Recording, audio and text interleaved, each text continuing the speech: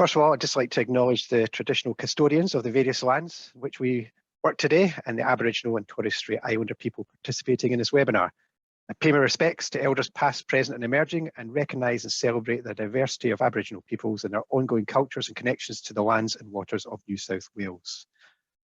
Welcome everyone. Thank you for joining our webinar. My name is Aidan Smith. I'm one of the audit partners here at HLB Mann Judd, and I will be your host this morning. So today we're presenting financial reporting and a tax update presented by our panel of experts. We've got Jolyon Dare, Carmen Ridley and Michelle Warren. If you're not here for the financial reporting or tax update, don't panic. You can quietly exit the room. That's one of the joys. We've got a Zoom, or even better, to stay here and you can learn something useful. The good news this morning is that we're starting with some tax issues that might be relevant to a number of you. The bad news is that we're starting with some tax issues that might be relevant to a number of you. But the better news is if you want someone to talk to you about tax, then that person would be Jolyon Dare. So I'd like to introduce one of our tax consulting partners. Joel's a highly qualified taxation practitioner, and he's done ongoing presentations to members of the Tax Institute and Chartered Accountants Australia and New Zealand. Joel's become recognised as an industry thought leader due to his understanding of commercial tax matters and his ability to communicate these in an easy to understand manner. So Joel, I'll hand over to you and you can go through the tax update with us. Oh, thank you very much for that wonderful intro there, Aidan. So now I've got to do my very best to be easy to understand, which is a big commitment for a tax person. But I'll be pleased to note that everyone doesn't head off and go and make themselves a cup of coffee in preparation for seeing Michelle and Carmen. So the two little sessions or areas that I wanted to talk through today, just in terms of things that are relevant for especially corporates. The tax loss carryback regime, we've seen it for a little while now, but also it's only a temporary measure, and in fact it's running out for some taxpayers when they hit the current 31 December, if you're a 31 December balancer, but it's also running out at 30 June 2022. So that's something to keep in mind because it has the prospect of giving you refunds. The second thing that I'll be looking at today are the newly changed and enhanced R&D tax concessions, which have application from the 1st of July this year. And for almost all taxpayers, they'll be in a situation where if you do have something that is eligible as R&D activities or R&D expenditure, that you'll either get the same value of incentive as you had previously, or in some cases, you'll actually get an enhanced incentive to what you would have got before. So I suppose, hopefully, this might be an unusual situation where we get to talk about two potential upsides or benefits that the tax system is bringing in the current environment. Okay, so a quick recap on what is the temporary tax loss carryback regime. What does it do? It gives you the potential for a refundable tax offset, which most people would say is a cash refund. How does it apply? It's only available in the event that you have a corporate or an entity taxed as a corporate that has a tax loss in the FY 20, 21 or 22 years. The third part there is that it applies for income tax paid in an early year, but it can't be income tax paid any earlier than the 2019 income tax year, which counterintuitively actually for a 31 December balancer is the 31 December 2018 year. So if you've got profits back in that year or any later year, you can potentially take your loss from a later year and go and apply it against the early year and get a refund for that amount. And what we're seeing is that especially for businesses that have been negatively impacted in the current operating environment, and there are quite a few of those, that it really is a very welcome cash injection potentially available if you're in that situation of going into tax loss. Now there's some limitations on the corporate tax loss carryback regime. It doesn't apply if you're in a situation of having more than $5 billion turnover. You do have to be in a situation where you're taxed as a company. So, for example, a standard proprietary limited company, or a trust that's taxed as a company, or a corporate limited partnership, are all entities that potentially have the ability to get the tax loss carryback refunds available to them. Another limitation here is that the franking balance at the end of the loss year actually determines the maximum amount that you are eligible to claim as a tax loss carryback. If you have a zero balance at the end of the year, the later year in which you make the loss, then that will mean that you can't actually access any refundable tax offsets. It is, of course, also limited to the extent of the tax paid in early year. So you can't actually get a refund larger than the amount of tax which was paid. Now, a quirk which was created with the system is that although it's available for a refundable tax offset for a loss incurred in the 2020 year, it doesn't actually practically become available for taxpayers to put on their tax returns until they lodge their 2021 tax returns. So we're actually seeing the first of these tax loss carryback refunds issuing now. And probably we'll see a number of them come through until the system stops or ceases to be eligible after the 2022 year. After that year, we'll go back to the standard carry forward regime, which means that if you have a profit in year one and a loss in year two, there's no ability to carry that loss back and apply it against an early year profit, just to carry that loss forwards after the 2022 year. And I suppose one planning point for that is if you're looking at a circumstance of losses in the 2022 year versus losses incurred in the 2023 year or later, it's much better to have it this year. It's one of those rare circumstances where it's actually a better outcome to have a loss this year. Now, for entities that have changed tax rates, and in some cases we've seen taxpayers go from 30 cents on the dollar to 25 cents on the dollar, the extent of the refundable tax offset is determined by your corporate tax rate as at the loss year, not in the profit year. So in some cases, that will actually mean that the tax refund that you get is a little bit less because you carry your tax loss back at a gross dollars level, and then your refundable tax offset is the prevailing rate in the year in which you incur the loss. And sometimes that's actually a lower rate. You must also have a completed 5-year history of lodgement to be entitled to get the tax loss carryback. If there are years which have not been lodged at the time that you elect to have the tax loss carryback offset, then you can be denied the refund on the basis that you haven't got all of the information available about carry forward of tax losses. It applies only for revenue losses. So if you're in a situation where you've got a capital loss situation, capital loss can't apply for the purposes of tax loss carryback to get you a refund. Another key thing is if you're in a situation where you're contemplating going into tax consolidation, the losses that are incurred after going into a tax consolidated group can't be applied against profits which have been derived before entering into the group. So if you're in that situation where you had profits before and you've got losses after you've joined a group, the thing to watch out for there is that you can't actually apply the tax loss carryback in that scenario. Now, just some things about why it's most relevant right now. Although it's applicable for losses incurred in the 20, 21 or 22 years, which for 31 December balances means 31 December 19, 20 or 21, as in the scheme's just about to close for a 31 December balancer. Effectively, we have the last chance to access these tax loss carrybacks in the current fiscal year that we're in. So this is the last opportunity for the loss carryback. The other thing I wanted to talk a little bit about this morning is the increased R&D tax concessions.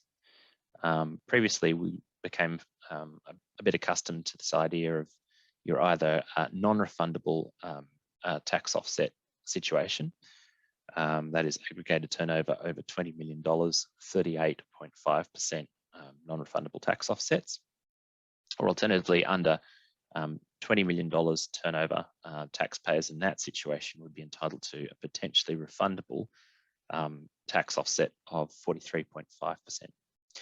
So we've got some new provisions now that will apply for eligible R&D activities and eligible R&D expenditure. It's just, in some cases, it's the same. So if you're one of those taxpayers who's in the under $20 million category, it's a bit of a tweak to acknowledge that in some cases, we've got taxpayers who are in the current year on a 25% tax rate, or alternatively a 30% tax rate. So what it does is, regardless of whatever your tax rate is, says that that's the incremental concession value is 18.5%. Now, working that through, if you're a 25% taxpayer, it's the same as what you already had. It's 43.5% is the refundable tax offset amount. But if by chance you actually have a 30%, you're a 30% taxpayer in the under $20 million turnover category, as in you've got quite a lot of passive income, then you actually get 18.5% incremental concession. And in that case, that's actually quite a powerful concession in terms of both your effective tax rate. If you're on the 25% rate, it's more than half, so it's quite attractive. But equally, you can also access it at a higher rate at 48.5% if you're 30% taxpayer. So it's quite a lot more attractive than a pre 1 July 2021 regime that applied. So for those taxpayers who don't qualify under the less than $20 million aggregated turnover regime, again, there's a non-refundable concession, and it does look very like the previous version if you don't leap over this idea of R&D intensity. So that is, you get a 38.5% non-refundable tax offset, which is the same one we've all come to know and love. But there's also a premium category available for entities that are doing quite a lot of eligible R&D and have a lot of R&D expenditure. And how do you get into that particular regime? Well, if you're in a situation where your R&D intensity, which I'll get to what that means, is more than 2%, then you get a premium rate of non-refundable tax offset. So in addition to paying 30 cents on the dollar, you would get 16.5% concession, so almost twice as much. What is R&D intensity? It is basically the total value of all of your qualifying R&D for that year divided by your expenses, and expenses unusually are relying on shock horror accounting concepts. So that's an interesting one there, and certainly if you are in that category, it does effectively make the benefit of R&D twice as much. Particularly so that really targets entities that are doing quite a lot of R&D by reference to the amount of their ordinary operations. Thank you, Joe, for your update. I said beforehand that Joe can communicate things in an easy to understand manner, and I think that was the case. I didn't understand any of it, but it was easy to understand why I didn't understand any of it. So thank you, Joe. That was excellent. Now, the next part of our presentation is financial reporting update. So I'd like to introduce you to two experts in the field. That's Carmen Ridley and Michelle Warren. So Carmen has been doing presentations for us for a number of years, so she'll be a familiar face to most of you. Carmen's a member of the GAAP Consulting Network. She's principal of the Australian Financial Reporting Solutions, a former member of the Australian Accounting Standards Board, and she specialises in financial reporting advice, accounting standards interpretations, technical training, and financial statement reviews. We've known through our work with Carmen, we know that Carmen's got an excellent knowledge of financial reporting through her significant experience with several major accounting firms, both the external audit and technical divisions, and she spends a significant amount of time analysing and interpreting accounting standards for clients. And I'd also like to introduce to you Michelle Warren. Michelle's our National Financial Reporting Director here at HLB Mann Judd. So Michelle provides leadership in financial reporting matters across the HLB Mann Judd Australasian network. That includes overseeing the network's thought leadership on financial reporting issues, developing and delivering training to meet the financial reporting needs of all our network firms. So if you thought Joe talking about tax was interesting, at first I'd like to ask, really? But more importantly, I'd like to say, wow, you ain't seen nothing yet. So without further ado, I'm going to hand over to Carmen. Thank you, Aidan. So I guess if we work through what we're going to talk through today, and I'm only going to do the first session, I'm going to do the changes to the Australian reporting framework. And you may think, she's talked about this before, Carmen and Michelle seem to cover this at every session. We kind of have for the last couple of years. However, we are still getting an enormous amount of questions on this particular topic, and we're really at the drop dead time now. So we really wanted to cover more of the basics, cover some of the issues that we're seeing so you guys really understand the topic. Then Michelle is going to give us some reminders about revenue and leases and talking about software as a service arrangements. So there's been an agenda decision that has come out from the International Interpretations Committee on that, which may be relevant to a number of you. And then let's see what the regulator is up to. So if we start on the changes to reporting framework, just the normal disclaimer, this is obviously training only, it's not specific advice. So if we move on and look at the changes that have happened, we've talked, as I said, about this previously, but we really just wanted this is the year, you cannot delay anymore. We've had lots of people, we've given you lots of options on whether you early adopt or not. June year ends probably missed the reporting, the early adoption deadline. You may not have done your 30 June 21 financial statements, but certainly for December year ends who are listening and March year ends, you do still have the opportunity to think about early adoption. Otherwise, we're going to talk about what will happen for everybody else. So the first thing we're going to look at is who is impacted by this. So if we look at this particular table, and what I've tried to do is really cover the 4 sectors within Australia. And I'm going to talk about the not-for-profits first. So it's really important for any not-for-profits who are listening, you don't have any impact in respect of special purpose move to general purpose. The only impact you've got is if you are currently preparing reduced disclosure financial statements. So general purpose, tier 2, RDR accounts. And we'll talk about the impact for you. Any other not-for-profit who is listening, there is 0 impact under this standard. So you can continue doing special purpose accounts. There's no change at this point in time. So that's not-for-profits, they're the easy ones. The public sector, same thing. The for-profit private sector, which is effectively that 4th column within the table, they're the ones who've got the impact under this standard. So the standard, which is AASB 2020-2, is called for-profit private sector entities, removal of special purpose for those entities. Having said that, I still get lots and lots and lots of questions, as I'm sure Michelle does, on I've got a not-for-profit entity, can I still do special purpose accounts? You can, absolutely. There is no change for those. It's the for-profit private sector. The level of impact, if you are a for-profit private sector, depends on your current set of financial statements. So like the not-for-profits, if you are doing reduced disclosure accounts, so your tier 2 general purpose RDR accounts, you will be impacted, and we'll cover that in the next section. If you're doing special purpose, you may be impacted, you may not, and we'll work through the criteria again and have a look at some of the issues to think about. So you may have to move to general purpose, you might not, depends on your situation.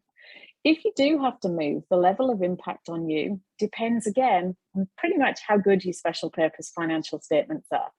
So if you are doing a really good set of special purpose accounts, you're complying with all recognition and measurement, you're doing all the consolidations you need to do, you're doing equity accounting for your joint ventures or your associates, your numbers won't change. All you've got is some probably extra disclosures that need to go through.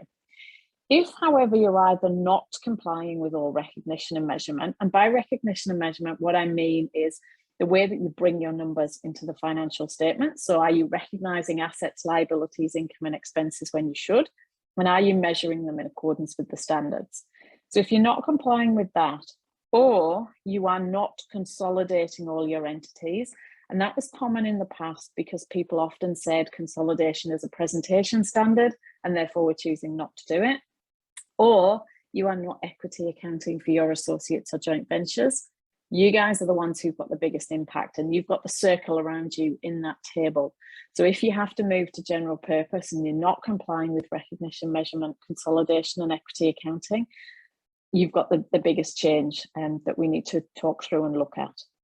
So if we move on and look at the high level overview of some of the changes. So part 1, I've split it into 2 parts. Part 1 is to deal with the second tier now of general purpose financial reporting. So I said that if you were currently doing RDR accounts, reduced disclosure accounts, regardless of whether you are a for-profit or a not-for-profit, you will have a change. And that's because reduced disclosure accounts will no longer exist for reporting periods beginning on or after 1st of July 2021. So that's 30 June 2022 onwards. Junes go first. So if you're anything other than a June, it's your reporting period after 30 June 2022. So when we say the RDR doesn't exist, obviously within the standards at the moment, we shade them. That shading may or may not be removed. I've spoken to the AASB staff and it kind of depends on time. But even if the shading stays, the RDR as a concept, as a framework within Australia does not exist from that date. What we're moving to is a new tier 2. It's called Simplified Disclosures. the way that we deal with that, if we have a look on the two tiers that we'll move on. So move on to the next slide, please, Tanya. So the new tier 2 will be all recognition and measurement from the other accounting standards. So your numbers won't change because you're already doing that. You'll have to pull in consolidation and equity accounting if that is relevant to you. So you're looking in the real accounting standards, if I can call them that, for all your recognition and measurement. So let's say we were doing property, plant and equipment. We look at AASB 116 and we work through when we recognise that, how we measure our property, plant and equipment. And then we get to the section in that standard that's called presentation or disclosure. And we jump out of that standard and we jump into the accounting standard called AASB 1060. That standard contains all the presentation and disclosure requirements for the tier 2 financial statements. So effectively think of it like a big disclosure checklist. You want to know what the disclosures are for property, plant and equipment. You open it, you look in the contents, you go to the section called property, plant and equipment, and that's all of your disclosures, everything in one place. So that's the difference between RDR, which we had to hunt through every standard and look for the shading. AASB 1060 is all in one place. So if I can just make a few more comments in relation to 1060. As I said, the framework is called Simplified Disclosure Standard, SDS, Simplified Disclosures. So in your basis of preparation, you will need to remove the reference that says Australian Accounting Standards Reduced Disclosure Requirements or special purpose, whatever you've got in there, and call it Australian Accounting Standards - Simplified Disclosures. Your audit report will refer to Australian Accounting Standards Simplified Disclosures. Your director's declaration will refer to that. So consistency throughout. We can't have anything that refers to reduced disclosure because, as I've said, it no longer exists.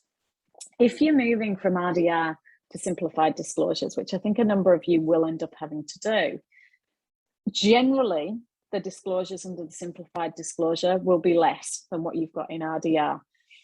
It's not necessarily that I can say to you there's this whole section that doesn't exist within the standard. It's very much on an individual standard basis, and certain things are in, certain things are out. But it's much easier to find what you actually have to disclose. There are, however, more disclosures than if you were moving from special purpose to general purpose simplified disclosure, which hopefully shouldn't be a surprise to people. There are disclosures around related parties, and I know often that's a reason that many entities want to stay in that special purpose regime because they don't want to disclose things about related parties. If you are determined that you have to produce general purpose accounts, you don't have a choice. Unfortunately, you will have to comply with the related party disclosures in 1060. If you're moving again from RDR to SDS, there are a couple of significant areas where additional disclosures are needed that weren't needed in the past. So the first one is to do with audit fees. Audit fees is actually an Australian only disclosure. There's no requirement in the international standards to disclose that. And that's why it was taken out for the RDR regime. However, given the profile and given the parliamentary committee that has done some work on quality of audits, audit fees, etc., the AASB believed that that was important information for the users. So that's gone back in. So that's an extra disclosure that you'll need to put in. In addition, information about franking credits or imputation credits, whatever you want to call them, has also gone back in. And that was because of feedback from the users. They said it was really important and really useful for particularly shareholders to understand how much was sat in that franking account. Most presentation requirements are exactly the same. However, there is potentially could be quite a useful change. We're all used to having 4 primary statements. I'll call them the balance sheet, the income statement, the cash flow statement, and the statement of changes in equity. What 1060 allows you to do is if you only have a limited number of movements in equity and they're specified, effectively if you've got a reserve, you don't meet the criteria, but if all you've got is your profit, or you might have some dividends or change in accounting policy, you can get rid of the statement of changes in equity. Often I review financial statements and some of you will be preparing financial statements that you have your statement of changes in equity and you have retained profits carried forward, profit for the year, retained profits carried forward, and then you repeat that for the next year. Bit of a meaningless statement.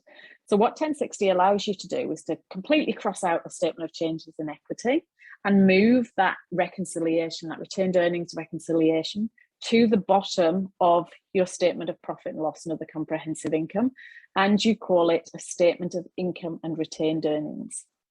Those of you who were around pre-2005 in Australia might remember that's what used to happen in Australia. So that's what we're going back to. You have an option to do that. You don't need to. Otherwise, the financial statement presentation is the same. So that's AASB 1060. That's the removal of RDR. So if you're in that RDR space, you will have a change moving to these standards. What we're now going to look at is part 2 of the changes. So this is where less for-profit entities, remember this is not affecting the not-for-profits at this stage, for-profit entities are going to have to move to general purpose if they meet certain criteria. So as I've mentioned before, this kicks in from 1st of July 2021, so 30 June 2022. And there are 2 criteria that if you meet either of them, you'll notice the big or in the middle. It's not an and, it's an or. First one is that you are required by legislation, and that is any legislation, to prepare financial statements that comply with Australian accounting standards or accounting standards. So the common one that's given is the Corporations Act. So if we think about who reports under the Corporations Act, we're talking large proprietaries, we're talking small foreign owned proprietaries, we're talking small proprietaries who do crowdsourced funding. We're talking Australian financial service license holders.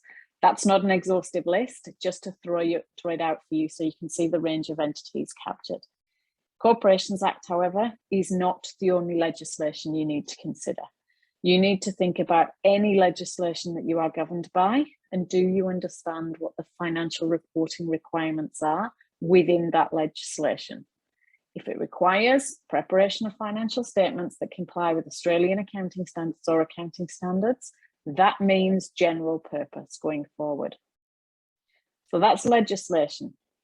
The next criteria is, oh, sorry, I just need to go back. Thank you. The next criteria is that there is a requirement in your constituting or other document. So we think about certain documents, and we'll have a look at those on the next slide. But before we do that, I just want to tell you the criteria. So that document requires you to prepare financial statements that comply with Australian accounting standards. You'll notice in the box on the left, I've got accounting standards or Australian accounting standards. Box on the right, I just have Australian accounting standards. That's deliberate, that's from the standard, that's not because I couldn't fit any extra words within the box. Unless your document refers to Australian accounting standards, you are not captured. If it just says accounting standards, you're not captured. If it says in accordance with acceptable accounting principles, you're not captured. So we've got to have those words within the statement. In addition, there's some grandfathering around that. We spoke about the grandfathering in detail in previous sessions. Effectively, it's to do with when the document was created or amended. And if it was created or amended after the 1st of July 2021, and that sentence is in there still, general purpose accounts. So they're the 2 criteria. If you meet either of them from 30 June 2022, you can no longer prepare special purpose financial statements. Not a choice. It's not that you can tell me that you don't have any users. Standard doesn't care. That reporting entity concept does not exist for these entities. So these are the rules. It's very black and white now. So if we look at what documents might exist, as I said, it's not just the legislation. I'd wanted to highlight some other documents because I think in a lot of the questions I've been getting, people are forgetting that there is these other documents that might exist. And we often throw out there, okay, well, it's the Constitution because it talks about constituting documents. But you can see from this slide, and this is not an exhaustive list, I've chucked it, is there anything else on the bottom of it? There's a fair number of things that actually could capture the requirement to do general purpose financial statements. And I've had lots of entities who've said to me, well, special purpose accounts have always been fine in the past. We've had advice 5 years ago that special purpose was okay. And that's great. That's fantastic 5 years ago. These standards weren't in existence 5 years ago. So we just need to be aware that just because something was okay in the past doesn't mean it will be okay going forward under these standards. So if you've got, for example, that paragraph within a sales agreement that you're currently in the process of negotiating, take it out if nobody requires general purpose accounts. I was in discussion with a client last week, and we really had to review what they had to do going forward. And their purchase agreement that they'd put through, they'd just been purchased by another entity. That said, going forward, they had to prepare financial statements in accordance with Australian accounting standards. They'd locked themselves into doing general purpose accounts created after the 1st of July because they just hadn't understood the importance of that words. They're trying now to change the purchase agreement to take that sentence out, but it's much easier if we can identify it as we go through before we actually put a signature onto that document. So just strongly want you to encourage to please look at these, make sure you understand what the requirements are. And if the other party does not want general purpose accounts or is quite happy with the special purpose, get the words changed if you can within those documents. If they were created before the 1st of July 2021 and were not changed since that date, you are covered by the grandfathering. So let's have a look at some of the relief that is available under these standards. We've talked previously about, can I early adopt or can I not early adopt, and what do I want to do? As I said, for June year ends, possibly we've missed the boat for early adoption. So early adoption means any reporting period that occurs before the 30 June 2022. As soon as 30 June 2022 comes around for the reporting period, you're not early adopting, you're adopting it on the mandatory date.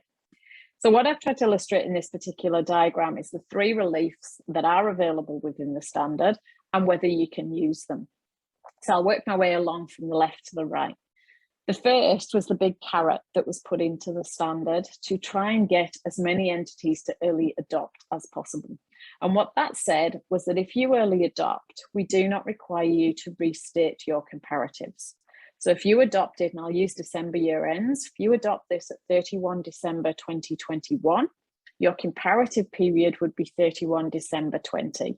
You may, and I'm going to use a complete extreme example, you may have done cash accounting for your 31 December 20 financial statements. For your comparative period for 31 December 21, you just whack in the cash accounting numbers. You don't adjust them, you don't change them, you don't do anything. As long as your 31 December 21 numbers comply with recognition, measurement, consolidation, and equity accounting, there was no need to change those comparatives. You obviously asterisk them and make it very clear that they were prepared on a cash accounting basis or whatever other basis that you used, but there was no need to restate. That's only available if you early adopt. So for those December year ends or March year ends who might be listening, have a think about whether that's something that you're interested in. The second relief, again, only available if you early adopt. When I've just talked about moving from RDR to simplified disclosures, I said that there was a couple of disclosures that are extra, and I named them. There are a couple of others, but they're the big ones. So audit fees, for example, we didn't previously disclose audit fees. We now have to disclose audit fees. Because you didn't disclose it in the past, if you chose to early adopt any new disclosure for, we'll use our December year ends again, for 31 December 2021, you didn't need to restate that for 31 December 20. As a board, we really tried to make life easier for people if they early adopted. We really tried to throw lots of carrots out there for people to pick up. The last relief that is available, and it's available regardless of whether you adopt this. And I'm going to talk about the rationale behind it first before I talk about the relief. As a board, we wanted this standard through as soon as possible, and we initially proposed an effective date for 30 June 21. The feedback that we got from stakeholders was that entities can't be ready in time. So it was asked very much, could we extend the effective date to 30 June 22? And that's what was agreed. However, what we said was we really just want these entities up to general purpose because we believe that's the intention. We believe the reporting entity concept isn't working the way it should. These criteria that we've looked at are the right ones. So consequently, what we said is once you get your 30 June numbers right for 30 June 22, 30 June 21, whichever period that you're looking at, we're really focused on you just having those numbers correct. As you do that work, as you move and you comply with the recognition and measurement, you're probably going to find errors. you're probably going to find things that you said you complied with the standard, and actually, as you've done this work, you really didn't.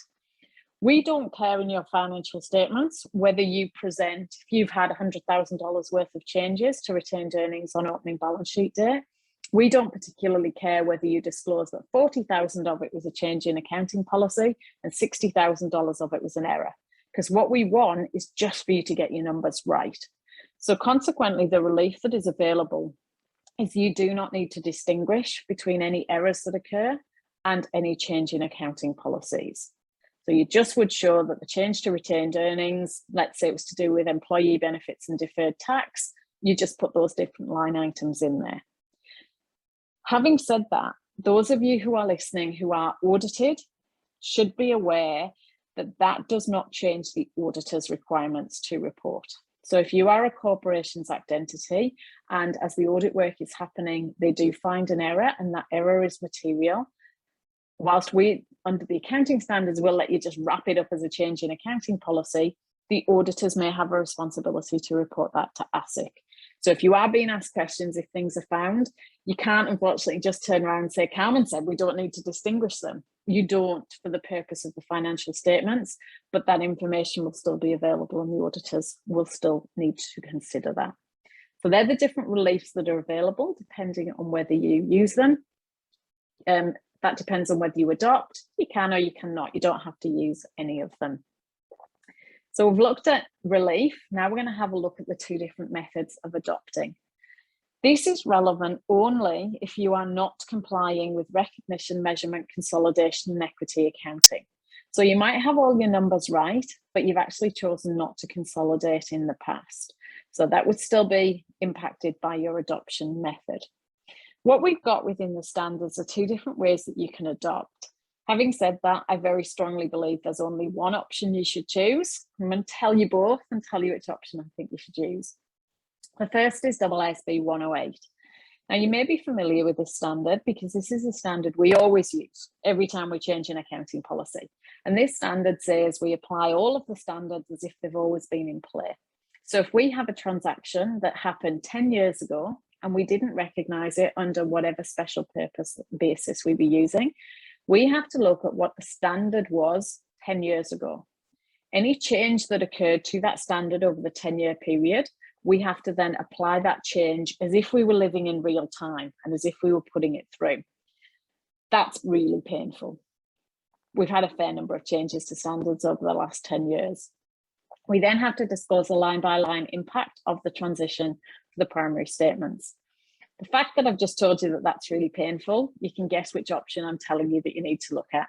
The other option that is available is AASB 1.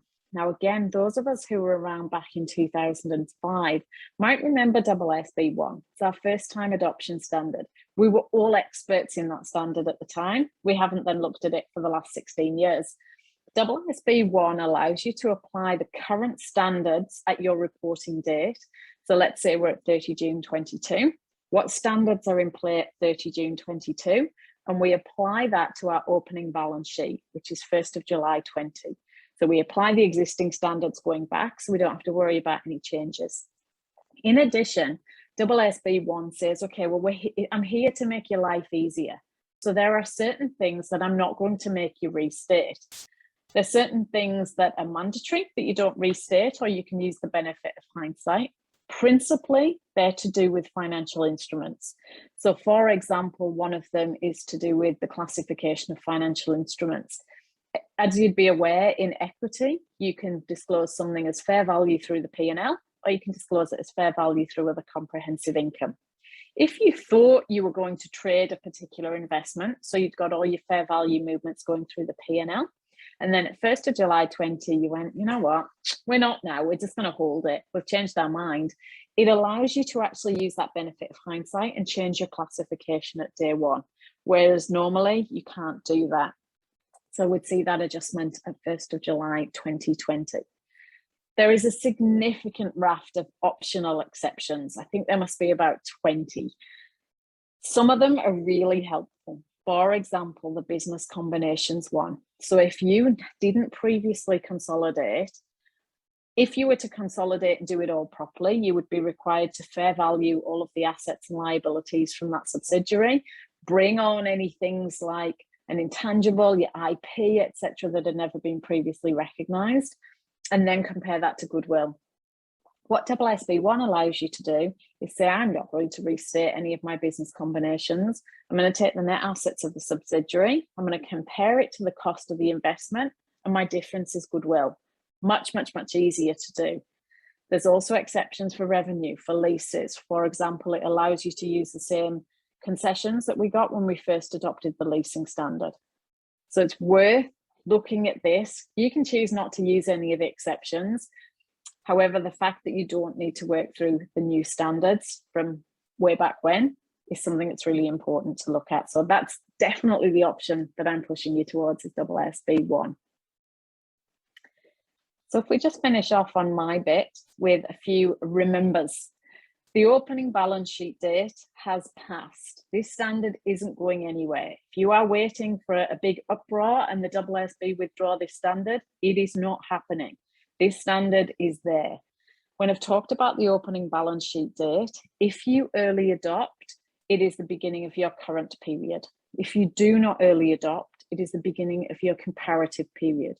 So for a June year end, regardless of whether I early adopt or not, my opening balance sheet date is 1st of July 2020. That's nearly probably is nearly 18 months ago now. So we've got to go back and restate everything at that date. If you are a large proprietary company, you will need to lodge general purpose financial statements from 30 June 2022. It doesn't matter if you've talked to your mate who works at a large proprietary and he's not doing it, you're the one who's going to get into trouble. So make sure that you're aware of that. Make sure you've communicated it to your directors, you've talked to your auditors, you've talked to whoever helps you prepare your financial statements, and they understand that's got to happen. The reporting entity concept is no longer in play. It doesn't matter whether you don't think you've got any users, because this standard overrides that concept. Consolidation. I had somebody the other day said to me, we don't need to consolidate. Consolidate's a presentation standard, so we're going to do general purpose without consolidating. You can't. They said the ASIC regulatory guide says that it's a presentation standard. The ASIC regulatory guide is going to be redone for profit entities covered by this standard. You do not have the option to avoid consolidation. As I've talked about already, think about all legislation, not just the Corporations Act. There are certain decisions, and we've covered them very briefly today. Think about your adoption date, think about your transition exceptions if they are relevant to you. And I've mentioned this already, the key thing is just because you've always done it that way, doesn't mean that's the way forward under this particular standard. It is probably one of the most significant changes that we've had in the reporting framework within Australia, probably since the reporting entity was introduced, however many years ago that was. So hopefully that helps with a bit more of an understanding of how we deal with special purpose, general purpose, who's affected, and the changes. So I'm now going to hand over to Michelle, who is going to run us through the rest of the topics. Hello, Michelle. Thank you, Carmen. Doesn't matter how many times I listen to you present on this topic, I always learn something amazing. So thank you. What Carmen has just spoken about are the only significant changes in terms of new accounting pronouncements for this year and next year, which is a good thing, because it gives us a bit of time to go and revisit some of those big standards that came in a few years ago. And AASB 15 revenue, the revenue standard being one such standard. So even though for-profit entities have been applying AASB 15 since 1 January 2018, we're seeing instances where entities didn't get it quite right the first time around. And so they're having to go and adjust financial statements in subsequent years when it comes to revenue recognition. And it's not surprising, because AASB 15 is a really tricky standard. It's complicated. Personally, I find it quite a difficult standard to interpret and apply in practice. In particular, where we see entities struggle with AASB 15 is with the concept of a performance obligation. Now, identifying performance obligations is a critical step in the 5-step revenue recognition model. And that's because steps 3, 4, and 5 rely quite heavily on getting step 2 correct. So in other words, if you don't identify your performance obligations in a contract correctly, chances are the amount and timing of the revenue recognition could also be incorrect. Now, the notion of a performance obligation was created to try and help entities identify the unit of account for purposes of applying AASB 15's requirements and recognizing revenue. It's not a sales contract that is the unit of account. It's the promises or the performance obligations within the contract that drives revenue recognition. For a promised good or service to be a performance obligation, it must be distinct. And AASB 15 outlines a 2-step process for determining whether a good or service is distinct. Firstly, it must be considered whether a customer can benefit from that individual good or service. In other words, is it capable of being distinct? And secondly, it must be considered whether the good or service is separable from other promises in the contract. It is an and, so both of those criteria need to be met in order to conclude that a promised good or service is distinct. So what this is saying is that even if the individual goods or services promised in a contract are capable of being distinct, it may not be appropriate to account for them separately because doing so wouldn't faithfully reflect the nature of the entity's promise to the customer. So it's important that the interrelationship of those goods or services be considered when identifying the performance obligations within a contract. So the previous slide just provides a bit of a backdrop for this slide, which points out a few common pitfalls when it comes to performance obligations. Firstly, one explicitly stated promise in a contract does not necessarily mean there is only one performance obligation. What I'm saying is that performance obligations are not limited to those goods or services that are explicitly stated in that contract. Watch out for those free things that you give customers, like a free gym bag, free maintenance, free training. If your customary business practices or even industry norms create a valid expectation by customers that your business will provide a good or a service, you may have a performance obligation that you need to account for, even though it isn't written in any agreement. And what that means is that part of the consideration for that transaction will need to be allocated to that performance obligation. Conversely, multiple promises in a contract does not necessarily mean multiple performance obligation. So this comes back to the need to consider the interrelationship of multiple goods or services promised in a contract. Think about the promise to construct a wall for a customer. The building company will provide raw materials to build the wall, and it will construct the wall. So while the raw materials and the construction services are both capable of being distinct, the construction services significantly modify those raw materials to produce a wall. And at the end of the day, the overall promise to the customer is to build the customer a wall. So in this case, those two distinct promises would need to be combined into a single performance obligation, being the construction of a wall. Contractual restrictions are generally not determinative when identifying performance obligations. For example, if an entity sells a printer and requires the customer to use the entity's installation services, that contractual restriction does not change the characteristics of the printer and the installation services. The customer can benefit from both separately. However, the installation service does not modify or customize the printer, and the two are not highly interrelated.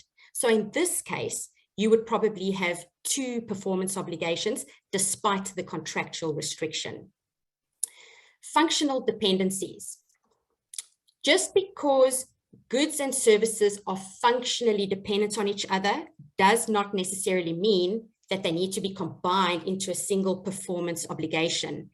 The question is whether they transform, significantly modify, or customize the other.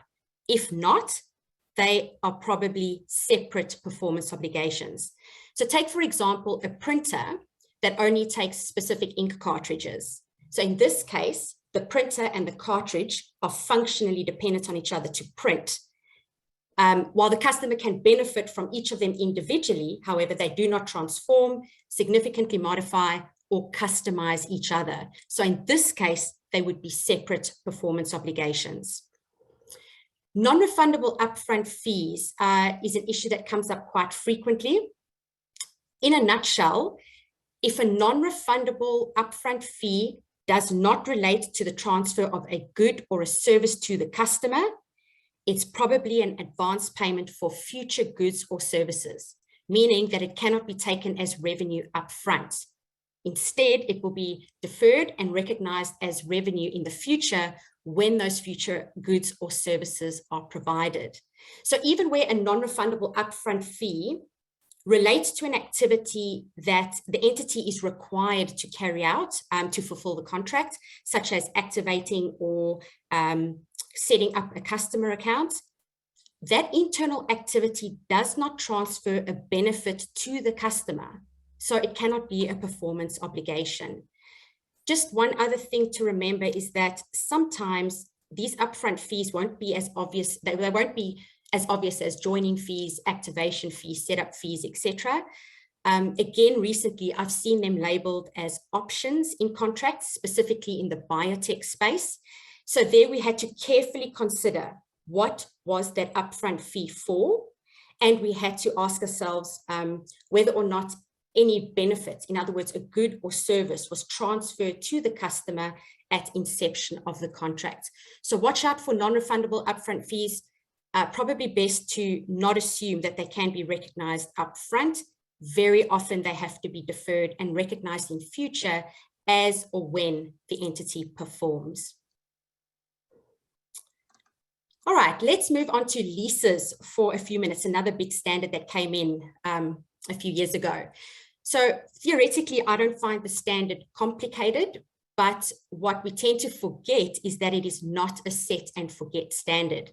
And I say this because over the life of a lease, there could be various ongoing changes, and the accounting differs depending on the type of change involved.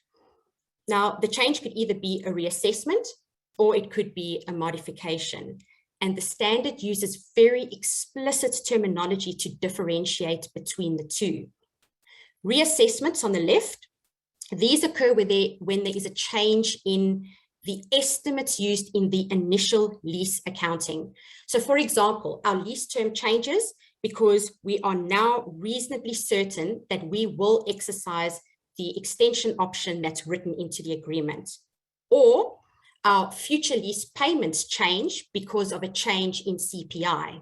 So those types of things trigger a reassessment. And the thing to take note of here when you have to remeasure the lease liability is that you use the original discount rate in most cases, except when the change relates to a change in assessment of an extension, termination, or purchase option being exercised or not being exercised. In that case, you used an updated discount rate to remeasure the lease liability. For reassessments, the other side of the entry goes to the right of use asset, unless that right of use asset is already fully written down, in which case the difference would then go to P&L. So reassessments are essentially changes in accounting estimates, and so they are accounted for on a prospective basis.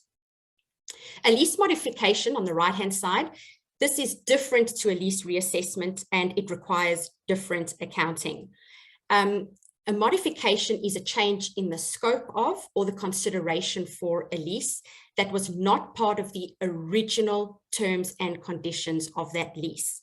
And the thing with modifications is that every time there is a modification, the discount rate has to be updated, which of course can be quite a hassle depending on how large your lease portfolio is.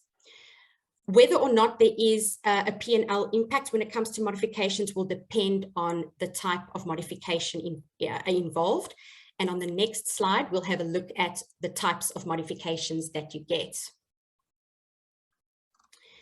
All right, so essentially modifications result from renegotiations between the lessee and the lessor, and it results in changes to the terms of the original lease. And these are accounted for on the effective date of modification, which is the date that both the lessee and the lessor agree to the change. A key distinction in accounting for lease modifications is assessing whether they create a separate lease. A separate lease is created when the modification adds a new asset at its standalone price. So for example, an entity currently leases 2 floors of office space, and subsequently another floor of office space is added to the lease. If the increase in the consideration for the additional floor of space is market related, it's a separate lease. And what this means is that that additional floor of office space is treated as a new lease and capitalized on the balance sheet using the normal principles of AASB 16. And there is no change to the accounting for the initial 2 floors of office space. Continuing with my office example, if the additional floor was leased at a discount because of the 2 floors that the entity already occupied, this would not be a separate lease. So this falls into the other modifications bucket at the bottom of the screen, along with things like an increase in lease term or a change in consideration. So for these other modifications, the lease liability gets remeasured on date of modification using an updated discount rate, and the corresponding adjustment goes to the right of use asset. So no P&L impact for other modifications. The third type of modification relates to a decrease in scope. That's the bit in the middle of the slide there. Now, these I think have been quite common in the last 12 to 18 months, thanks to COVID. Examples would be for shortening the contractual lease term or removing one or more of the assets that are being leased. Now, the accounting for a decrease in scope is a little bit more involved, and the remeasurement requires 2 steps. So first, you have to account for the partial termination of the lease, and this you do by reducing the right of use asset, the carrying amount of the right of use asset, by a relative amount. So for example, if you halve your office space, the right of use asset should be decreased by 50%. Still part of step 1, the lease liability then also has to get remeasured for the remaining lease payments using the original discount rate, and any difference between the reduction in the lease liability and the reduction in the right of use asset, that difference would go to P&L. The second step is to then remeasure the lease liability to reflect the updated discount rate. So you present value future lease payments using an updated discount rate, and any resulting adjustment then goes to the right of use asset. So no P&L impact for step 2. Just a quick reminder about lease term. I still sometimes get asked about this. I don't think people are always aware of the agenda decision that was issued back in November 2019 about lease term. For those of you that aren't aware, agenda decisions are very important because they clarify how accounting standards should be applied in specific scenarios. They are authoritative, so once they've been issued, entities need to apply the guidance in the agenda decision within a reasonable time frame if their current accounting practices are not consistent with the guidance in the agenda decisions. And in a later slide, I will be talking about more agenda decisions that may have an impact on you.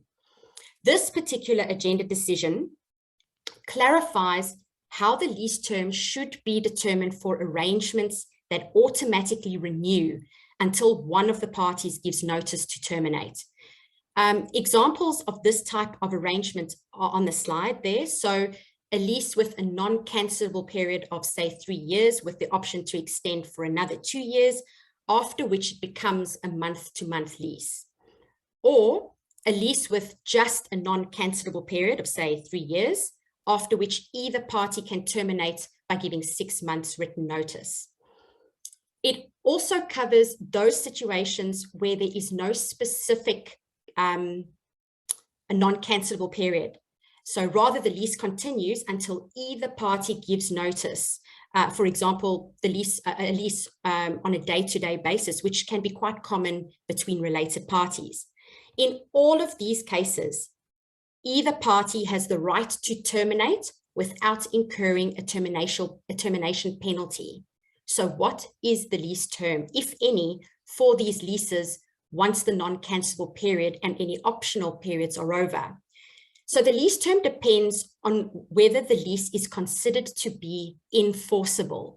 And under AASB 16, a lease is no longer enforceable when both the lessee and the lessor have the right to terminate the lease without incurring a penalty that is more than insignificant.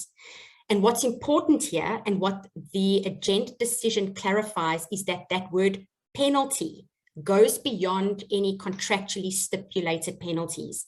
It encompasses all economic penalties that are more than insignificant. So for a lessee, that might include the existence of any significant leasehold improvements and the costs involved in either transferring those to another property or scrapping them. Or if finding a replacement asset is costly or difficult, how likely is the lessee to terminate the lease then? What is the lease term? So if we look at the next slide, this very simple example just demonstrates how judgmental it can be. Assume a lease of office space with a non-cancelable period of 3 years with the option to extend for another 2 years. Thereafter, it becomes a month-to-month lease. Each party may terminate by giving 1 month's notice without incurring a termination penalty. Assume the lessee has installed highly specialized, costly office equipment that cannot be transferred to another property, and assume that the useful life of this equipment is 15 years. What is the lease term? And I've given some options on the screen there. So in this case, a lease term of 3 years is probably not appropriate because it is reasonably certain that the lessee will exercise its option to extend for another 2 years because of that highly specialized equipment. But is 5 years appropriate? The lessee is likely to incur an economic penalty if it terminates the lease at the 5-year mark, as because it's going to have to replace the equipment, which would probably be very expensive to do. So applying the agenda decision, the lease contract is probably enforceable beyond the 5-year period because the lessee suffers an economic penalty if it ends the lease on that date that is more than insignificant. So the enforceable period could be viewed as being 15 years, which is the useful life of the specialized equipment.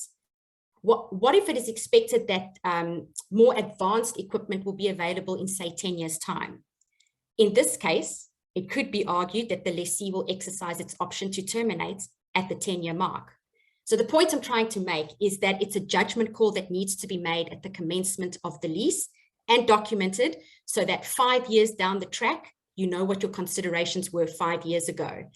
And if this assessment changes over the life of the lease liability and the right of use asset will need to be adjusted to reflect that change. And as I discussed earlier, this would be a reassessment, so a change in accounting estimates, which you adjust for on a prospective basis. Something that is quite topical at the moment and is probably a sleeper issue is accounting for software as a service arrangements or cloud-based software arrangements, which are fast becoming the norm. 2 agenda decisions have been issued on this topic. The first one, issued in March 2019, clarifies that the fees that you pay in a software hosting arrangement generally do not give rise to an asset that you control and therefore cannot be capitalized as a software asset. So instead, these fees must be expensed as the SaaS services are received over the period of the contract. Now, very often, entities incur upfront implementation costs related to these SaaS arrangements. For example, costs for testing, data conversion and migration, configuration, customization, training, etc. Despite no software asset being recognized on the balance sheet for the SaaS arrangement, as explained in the March 2019 agenda decision, some entities have historically capitalized these implementation costs as intangible assets. And this is where the second agenda decision that was issued earlier this year comes into play. This agenda decision explains that where a SaaS arrangement does not give rise to a software asset, any implementation costs would, generally speaking, need to be expensed when those implementation services are received. So things like data conversion and migration, configuration of the supplier software, testing, training. Those types of things would probably need to be expensed as those services are received, which is quite often upfront. Where you could capitalize implementation costs is when you incur expenditure, for example, to write code or build infrastructure that you as the customer own and control, such as when you create an interface between your existing software and the hosted software. Worth mentioning is that where the implementation service, such as customization, is integral to your ability to derive the intended benefit from that SaaS, this would indicate that that implementation service is not distinct or separately identifiable from the SaaS. So in this case, the related implementation costs would be recognized as an expense over the SaaS period. In other words, as part of the cost of the service. And obviously, if you pay for such implementation services in advance through an upfront fee, you would be able to recognize a prepaid asset. So we have seen clients be impacted by this agenda decision. I think it's caught some of our clients a little bit unawares, and some clients have even had to restate prior years to write off material implementation costs that were previously capitalized. Restatement is necessary because where adjustments are material, because adopting the agenda decision is a change in accounting policy, which needs to be applied retrospectively. So please do consider these agenda decisions if you have software hosting arrangements and have been capitalizing related implementation costs. Remember, agenda decisions need to be adopted within a reasonable time frame from when they are issued. So for our 31 December reporters, especially the April 2021 agenda decision, it needs to be reflected in your 31 December 2021 accounts if they impact you. And also, especially since this is on ASIC's radar, because it is specifically, this agenda decision, the April 2021 agenda decision, is specifically mentioned in ASIC's financial reporting FAQs. So just be aware. Just a few regulatory reminders to finish off today. For our listed clients that are listening, please take note of the new JobKeeper disclosure obligations that apply to you. Under the Corporations Act, listed entities have to now provide specific details relating to JobKeeper payments that you received during the year, and these must be provided to the relevant market operators such as the ASX. To help entities, ASIC has created a template notice for you to complete and submit.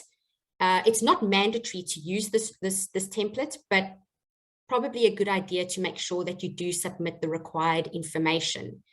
In terms of the submission deadline, if your annual report was lodged with ASIC before the 14th of September 2021, you should have already given the notice, the JobKeeper notice, to the ASX. Otherwise, you will need to give the notice to the ASX within 60 days from the date that your annual report is lodged with ASIC. All right, and then in terms of the upcoming 31 December reporting season, December reporters at this stage do not have an extension for the lodgement of financial reports. My understanding that ASIC is busy, it will continue to monitor the market closely over the next few weeks and then change this position if need be. But at this point in time, there is no extension available for 31 December reporters. It is expected that ASIC's focus areas for 31 December will be similar to those for 30 June.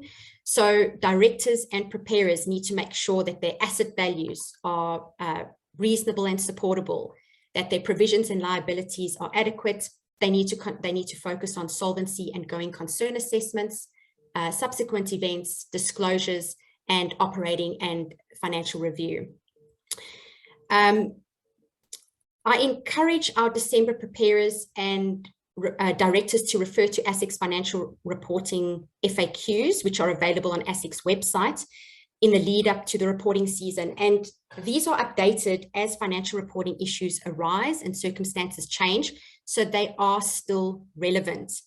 And they're helpful because I think they provide a bit of a roadmap for directors and preparers when it comes to preparing high quality financial reports.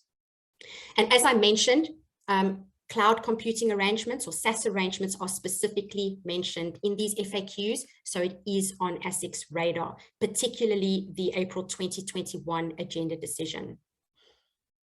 Lessons to take away from recent ASIC name and shame announcements of listed entities. If you are a lessee, please make sure that you have accounted for any make good provision where your lease agreement requires you to restore the leased asset to a specified condition at the end of the lease term. Directors are also reminded to continue paying attention to their impairment models, making sure that their assumptions and their inputs are reasonable and supportable, so that if ASIC challenges you on this, you can back them up. Another thing that came out of the JX technology announcement was that JX made a materially incorrect disclosure about one of the growth rates used in their goodwill impairment calculations. If I recall, a growth rate of 5.5% instead of 50.1% was disclosed.